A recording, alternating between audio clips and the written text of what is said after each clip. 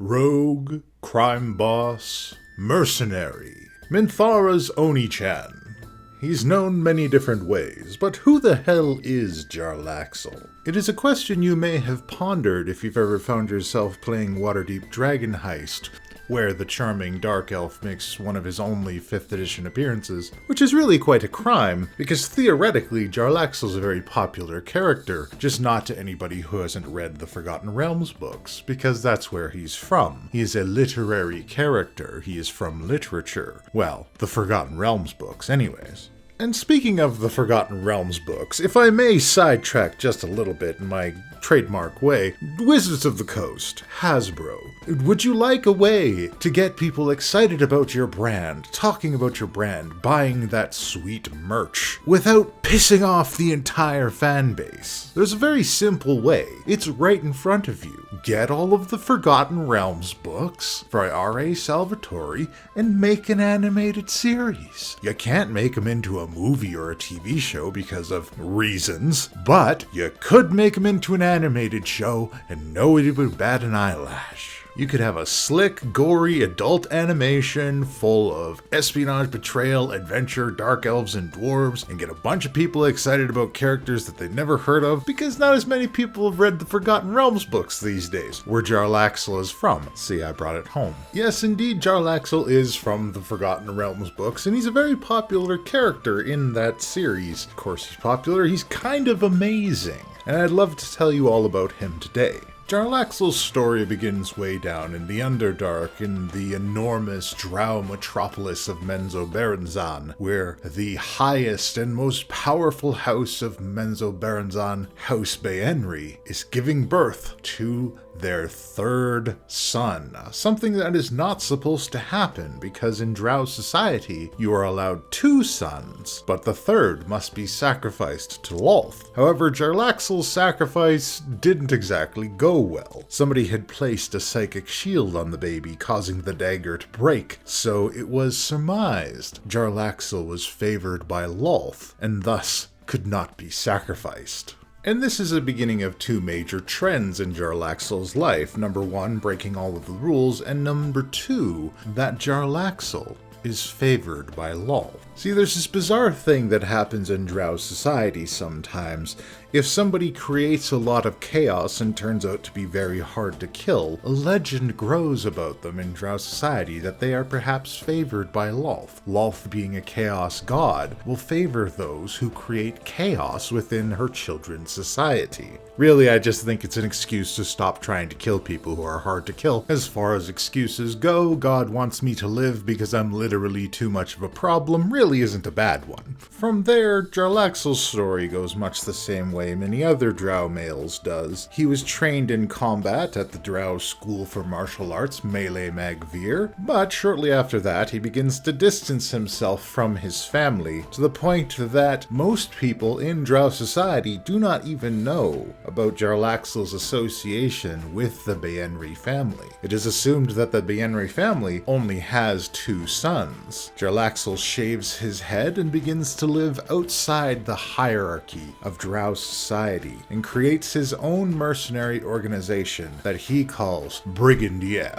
And under Jarlaxle's leadership, Bregan becomes a very powerful mercenary organization within the society of Menzoberranzan. So powerful that even having them on retainer is a deterrent from being attacked by rival houses in Menzoberranzan. However, Jarlaxle is also a very shrewd and pragmatic individual, so it was not uncommon that while he was on retainer protecting one house in Menzoberranzan, he would be paid a bit more by another house to betray them, and he would. In the end, Jarlaxle always did what was best for Jarlaxle, for the most part. He does grow and change, as all good characters do. And a defining moment for the changes we see in Jarlaxle happens when he meets Drizzt Do'Urden. Drizzt Do'Urden being another drow that has forsaken drow society, but in Drizzt's case, he decides to go live in the surface world, and is accepted and builds a good life life up there. This is a path that Jarlaxle had never considered. He had always assumed there was nothing for him to be interested in the surface world. Meeting with Drizzit changed all of that, and suddenly the possibility of Jarlaxle spreading Brigandierth's reach all the way to the surface world became a very desirable proposition for Jarlaxle. So he endeavored to spread Brigandierth's reach all the way to the surface world, starting out slowly by reaching out to various merchants under the guise of human disguises using magic to distribute drow goods to the surface world and trade valuable surface world goods down in drow society. A very lucrative trade, but Jarlaxle, ever ambitious, it was never enough for him. Desiring a more substantial foothold in the surface world, Jarlaxle began to probe at various criminal organizations throughout the world of Faerun, eventually settling on the idea of starting a whole-ass civil war in the city of Luskan to the point that the entire town nearly collapsed and was destroyed, and then installing his own puppet leader to run the whole city afterwards. It's really kind of an incredible read. It's like a civil war between like sailors and working people and an aristocratic wizard society run by the Arcane Brotherhood, and there's this point in the middle of everything when Drizzit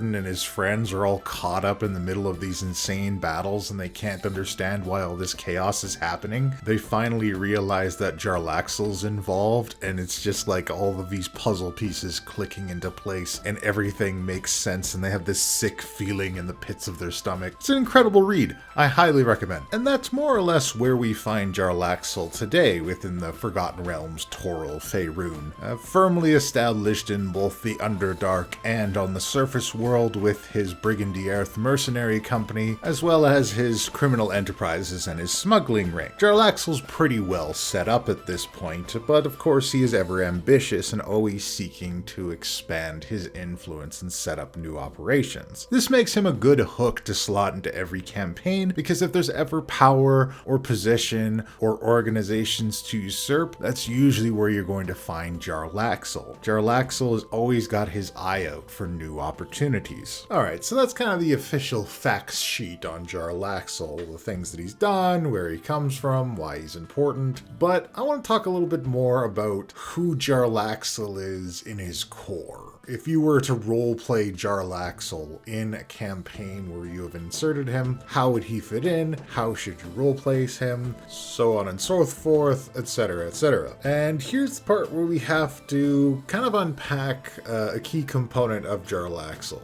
There are in fact kind of two Jarlaxles, and that's something that can be easily missed if you've never read the Forgotten Realms books. And going back to that for a second, Jarlaxle's a very popular character for people who read the Forgotten Realms books. And you can tell by making your way through the book series that the authors knew what they had on their hands with Jarlaxle, because there are entire story arcs where Jarlaxle usurps Drizzit as the main character of the story. So the good news is you've got plenty of material to pull from when you're looking to characterize your Jarlaxle and put him into a game. The bad news is, depending on which kind of storyline Jarlaxle's in, you might get a different version. Now, most of the time, and I would argue probably the version of Jarlaxle that most people are a fan of, Jarlaxle's some kind of hybrid between James Bond and Batman, who has a mercenary team at his disposal, is always prepared for anything, and is always this kind of smug, unflappable crime badass. And to be clear, that version of Jarlaxle is real and does exist. He's proven time and again that he is the leader that Brigandierth deserves. He wields all of his power and influence in such a way to create very effective and very successful plans and expand his power and influence. That's why the people who follow him continue to follow him most of the time. And I say most of the time because even Jarlaxle is prepared for Jarlaxle. So let's talk about the other Jarlaxle. The other Jarlaxle is kind of an obsessive, ADD-addled chaos goblin with bisexual panic. And quite frankly, if anyone ever did an animated series of the Forgotten Realms book, Jarlaxle would be the internet's favorite character. He dresses flamboyantly, he shaves his head, He's quirky and obsessive, and he adopts wayward sad boys all the time. Tumblr could never pass up such a chaotic boy. Allow me to elaborate a bit further. So we heard the stories about hybrid Batman, James Bond, Jarlaxle toppling entire cities, orchestrating elaborate civil wars, and having all of Menzoberranzan at his very whim. Chaos Goblin Jarlaxle gets up to other stuff. For example, Chaos Goblin Jarlaxle devotes months of his life, plus his very extensive resources and power, to see if he can make this depressed assassin smile. Meet Artemis Centrari, Jarlaxle's bestest friend ever, an incredibly buff, dark-skinned assassin who also happens to be sort of Jarlaxle's best friend in the whole world. And the number one piece of evidence I will always point to when I say Jarlaxle's probably bisexual at least. Honestly, when I think about Jarlaxle's sexuality, I think about this line from Hellsing Abridged. Look, I'm just saying you don't make your entire life about trying to make another dude smile unless you're a little curious. The short version of this is Artemis Centrari was a human assassin who was sent to go kill one of Driz Do'Urden's friends. Driz Do'Urden ended up kicking his ass, which gave him this big complex because he thought that the only way to become a very skilled killer was to be a complete loner, and Driz Do'Urden was a better killer than he was and had all these friends, so he thought his whole life was bullshit and he had to be depressed about it, and Jarlaxle adopted him, like he does all the wayward boys, into Bregan d'Aerith. He was the only human in Bregan d'Aerith for a long time, and Jarlaxle was kind of obsessed with him, you know, normal bro stuff. So Jarlaxle decides on a whim to devote part of his life to trying to make Artemis Centrari realize that maybe life isn't so bad when you're an attractive, incredibly talented assassin who just can't beat one very specific drow swordsman. And now this is not the first of Jarlaxle's obsessions, and it certainly won't be the last. When I say Chaos Goblin Jarlaxle, he just gets hooked on things sometimes. He'll find something interesting, or he'll want to know if he can overcome something, or he'll just do something to see what happens. This is when Chaos Goblin Jarlaxle shines. It's an incredibly talented, meticulous, and careful individual who has 1,000 plans, but sometimes you'll just see him throw a rock at a beehive because he figures he can dodge all the bees. And we go back to where I said Jarlaxle is prepared for Chaos Goblin Jarlaxle. Whenever Jarlaxle gets one of these obsessions, he has a kind of countermeasure built into Bregan d'Aerith, and that countermeasure's name is Kimoriel Oblodra. Now, Kimoriel Oblodra is the last surviving member of the Oblodra family from Menzoberranzan. He is a drow elf who is a psionicist. He's incredibly skilled at psionic magic, and he is Jarlaxle's second in command. And he also knows Jarlaxle. And because of this, whenever Chaos Goblin Jarlaxle takes over, Kimoriel takes over leadership of Bregan d'Aerith until Chaos Goblin Jarlaxle gets it out of his system. Now, the first time this happened, Jarlaxle thought he would have to fight and kill Kimoriel to get Bregan d'Aerith back. He wasn't sure if he could trust him. But Kimoriel doesn't want to lead Bregan d'Aerith forever. He believes that it cannot exist without Jarlaxle at the helm. But he also understands that sometimes Jarlaxle will put the organization in danger with his obsessive Chaos Goblin ways. So the two have formed a kind of weird understanding, where when Jarlaxle gets obsessed with something and needs to go off on his own, Kimoriel steps in and takes care of business until Jarlaxle gets back. It's such a strange and unique relationship because you could easily argue that Kimoriel and Jarlaxle are not friends. They just have this kind of mutual understanding that Jarlaxle is who he is, but at the same time, Bregan d'Aerith needs Jarlaxle. Obviously, it's a bit easier to insert Chaos Goblin Jarlaxle into your campaign. It's a lot of baggage to have a very powerful crime boss with seemingly infinite resources and an army of assassins just sitting around in your campaign. Bit of a liability. Chaos Goblin Jarlaxle is a lot more isolated, easier to encounter, to slip in and out of a campaign,